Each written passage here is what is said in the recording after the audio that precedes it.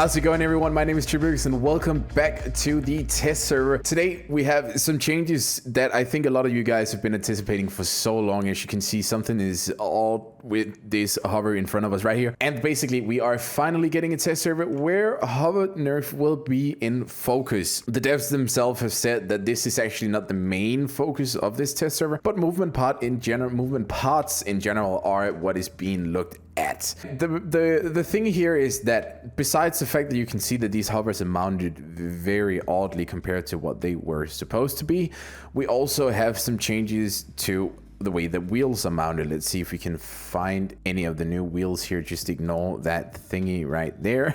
That's probably going to be taken down soon. And as you can see, these wheels are mounted so much closer to the wheel caps here, or the wheel fenders rather, should I say, not caps, but wheel fenders. And all of these wheels have had their hitbox or their sort of sizing, their non-visible size changed quite a lot to match the actual visual or physical model of the wheel itself, so that now all of these wheels can be mounted way differently. In my opinion, though, the thing that everyone should be talking about, because it's the thing that the most people want to have changed, is all of the changes to the hovers that they have announced. And basically what they have announced for the hovers is that hovers can be mounted on all sides of the frame, as you can see right here. Besides that, they also say that crafts with hovers are now more sensitive to terrain irregularities. What this means is that when you're flying about over here and you're trying to you're hovering away here, then your build will be way more sensitive to bumps. So for example, when you fly this way and you meet a bump right here, then your build will be more affected by actually having to go over the terrain. And while it's a bit hard to see on this build, I'll whip out some bigger builds in just a minute and actually show you guys what the fuss is all about, because you can definitely feel a difference to it. It's true, it's happening. It's hovers changing, and I think a lot of you guys will be glad about this, but I also think that there are some things to it that is not optimal, and some of it is optimal indeed.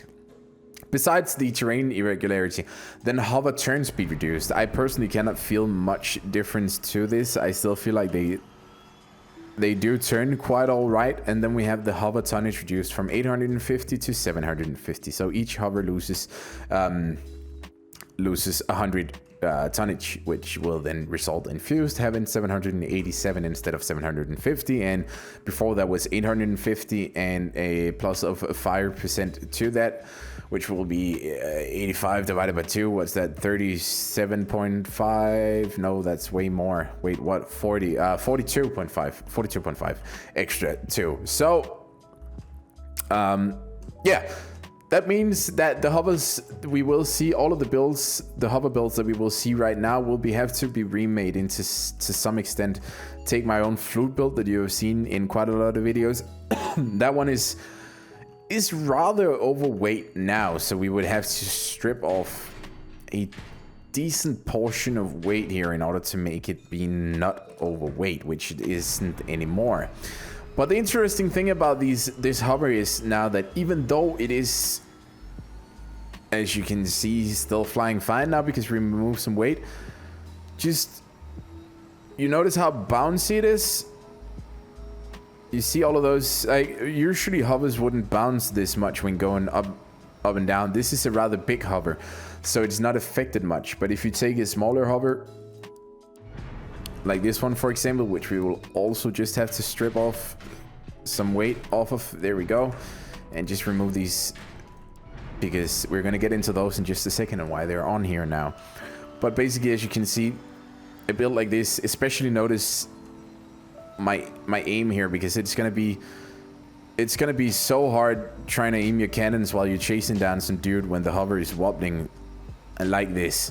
So this is probably gonna strike some cannon hovers if this is the way that they're gonna end up being. The devs have, and I think this is an important note to take, that the devs have stated. Woody Rojo showed up to my live stream that I posted before. By the way, if you want to check that out, you can find it on the channel. The full live stream is available there. But Woody Rojo showed up and said that the hovers are, this is sort of like the initial test, and the hovers will be subject to further changing, but this is sort of the starting point. So there will be more later on, but they just wanted to start somewhere, and this is sort of where they're starting.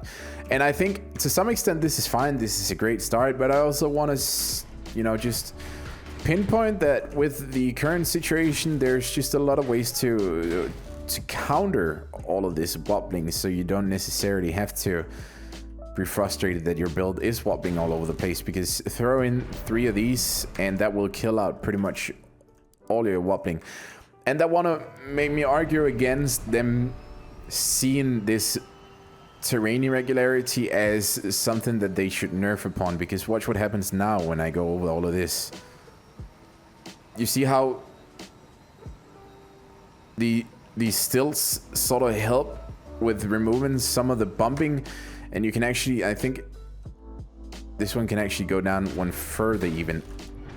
And the great thing about this is that the further you put it down, the more these will absorb, and basically they will just slam into the ground whenever your builds start wobbling, and then you won't have the issue anymore.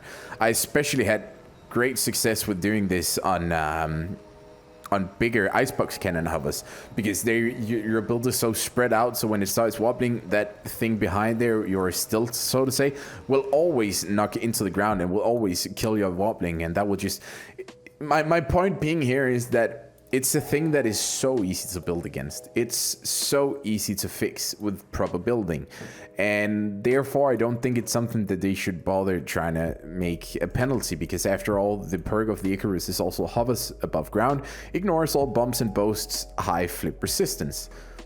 And they're being kind of counterintuitive with the way that they want to change it now, and I think that's, I think they're on the right track, but I just don't think wobbling makes any huge difference. Hover turn speed reduced, hover tonnage reduced, I think that's also fine. I do, though, on the other hand, also think that the old Icarus players more durability if they want to take away tonnage, because at the end of the day, you will have to use way more hovers, making your build way slower if you want to compensate for that tonnage, or way more, but you will have to maybe throw on an extra Icarus for most of your builds in order to make them counter that lost tonnage that you lose from this nerf. So in order to counter that, I think if they want us to keep playing these lighter hovers, give the hovers some more durability, because right now a hover falls off if you get shot by a mandrake from across the map, pretty much. Hovers fall off so easily, and or not sniped by mandrake across the map. What I was trying to say is if you get shot by mandrake that shoots anywhere close to you, then most of your hovers usually fall off. And, you know, that was a pretty bad example, but you wouldn't, for example, if I shot a mandrake shot, say here close to a melee build, then his wheels wouldn't fall off, and now some of those hovers fell off, and they took some damage before. But the matter of fact is just that hovers come off so easily, and you just get struck by one mandrake shot directly, then all of your hovers falls off because of the massive AoE.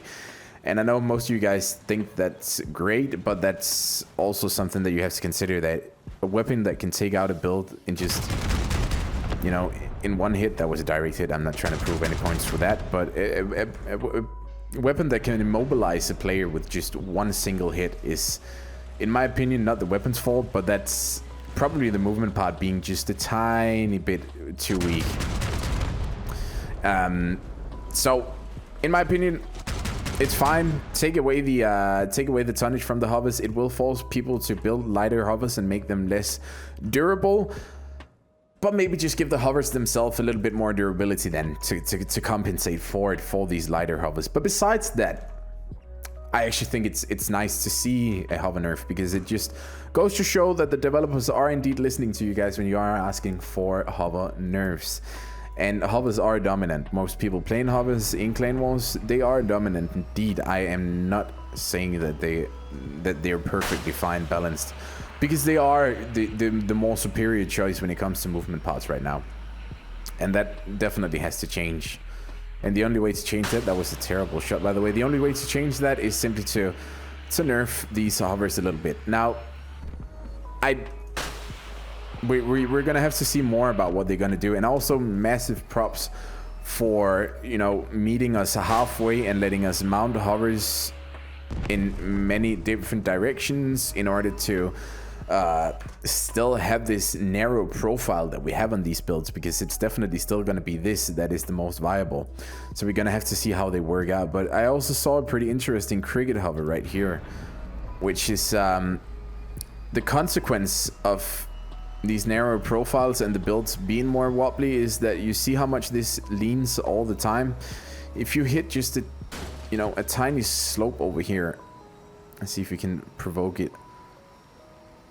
Whoops, I think we can maybe provoke it right here. But if you sort of hit an inclination, then the build will just go into, you know, you see like these full lean modes, and even this one gets so much out of balance that it just starts drifting off in one direction, which is also not really optimal in my opinion, because you don't want to lose complete control of your hover. Then I think it's too much of a punishment. So all in all, see that now, it just kind of gets a mind of its own. But this hasn't even lost any hovers, but it definitely flies like it has lost hovers. So some things are happening. Some things are definitely happening. But all in all, we actually didn't get to see as much with this test server as I expected to. Also, the toe has been changed. Not a lot has happened to it, but the toe now gives your build durability whenever you shoot it. So while the toe is active, your build gets 20% damage resistance. But I expected to see more of this test server, to be quite honest.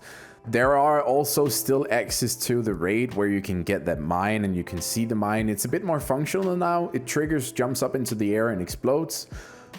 But besides that, we haven't really seen much this test server, and I think we have the Night Riders right around the corner. We've seen a lot of different spoilers for incoming stuff. There is also spoilers for new stuff in here, which is a new Assault Force Tanker 1 pack, which features the new mine layer, as far as I've heard. You can also see a lot of the stuff that it has right here, which means that we will be getting tacklers in a pack again. Some new headlights here that we haven't seen before. These look like the parts that we have seen in the previous pack, so nothing new right there, but it is a new spoiler nevertheless. And we also have a portrait for the same guy right here. And the portrait you will get in both the deluxe and the regular version. So where can we go with all of this? New pack coming, which some of you guys don't like it. I personally think it's fine. It's a free-to-play game. They have to make their money somewhere. But I expected to see more. I had honestly expected to see more. We just gotta cross our fingers. Hopefully we'll get another test server next week, which we will be, of course, live streaming from as well. So just you better be there. And guys, thank you so much for tuning in. So that will be all that we will be covering, and hopefully we will get more in a future test server. See you guys in the next one. Thank you for an amazing live stream. Bye bye.